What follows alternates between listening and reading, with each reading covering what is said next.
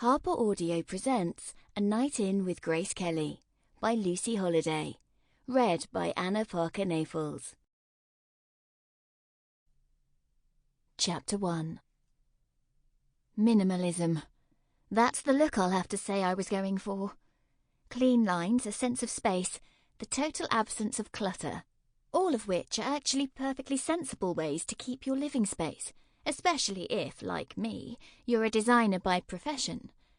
It's just that in my particular case, the sense of space and total absence of clutter in this my brand new flat are less to do with any creative sensibility, and more because of the fact that my last flat was roughly the size of a broom cupboard.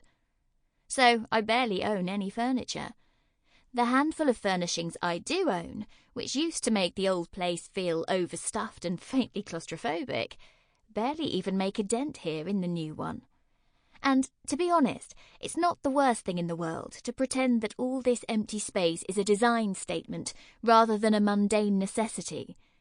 In half an hour's time, my investor Ben, who's just flown into London for a couple of days, is dropping round for a meeting, bringing his BFF Elvira with him.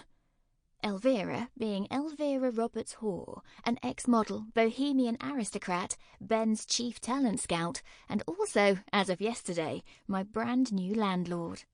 I mean, her own flat, just a short distance away in South Kensington, is practically a museum to her incredible vintage fashion archive, with Ferragamo shoes displayed in a custom-made perspex sideboard, and Alexander McQueen scarves draped artfully over the soft furnishings.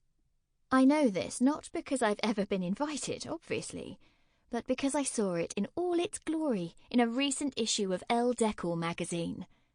My own attempts at turning this gorgeous flat into something worthy of Elle Decor are being seriously hampered by the fact that I don't have an incredible vintage fashion archive to display like artwork.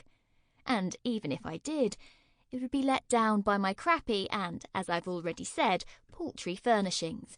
A futon, an IKEA wardrobe, a glass coffee table, and, last but absolutely not least, a huge and ancient Chesterfield sofa upholstered in apricot-coloured rose fabric and smelling of damp dog.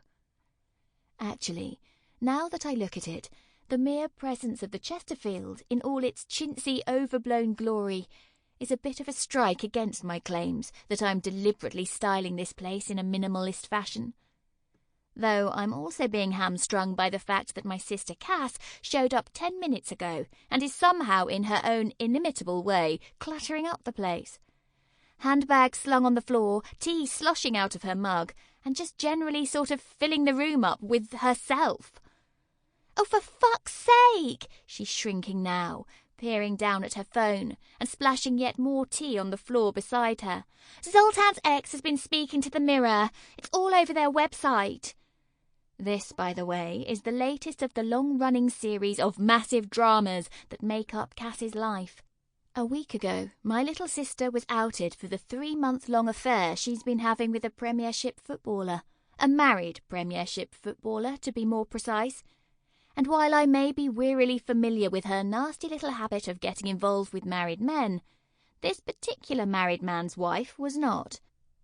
The whole thing came as such a horrible shock to the poor woman, in fact, that she bodily threw her cheating scumbag of a husband out of their home and went on a rant on Mumsnet, a rant that was picked up by the Daily Mail. The rest, as they say, is history. It's even made its sordid way into this week's OK magazine, a copy of which Cass brandished at me with something disturbingly close to triumph when she showed up at my door. Come to think of it, I'm pretty sure that triumphantly brandishing a copy of OK was the reason she showed up at my door in the first place. It certainly wasn't to help me get my flat ready for my impending visitors.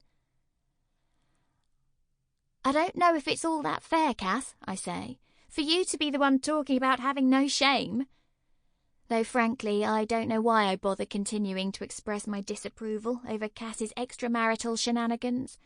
It's not like she's paid the slightest bit of attention to me at any other time in the last 3 years. Her relationship with Zoltan, a Charlton athletic defender and member of Bulgaria's national team, is coming hot on the heels of her last married boyfriend, Vile Dave. I call him Vile Dave, by the way, in my head. Sample complete. Ready to continue?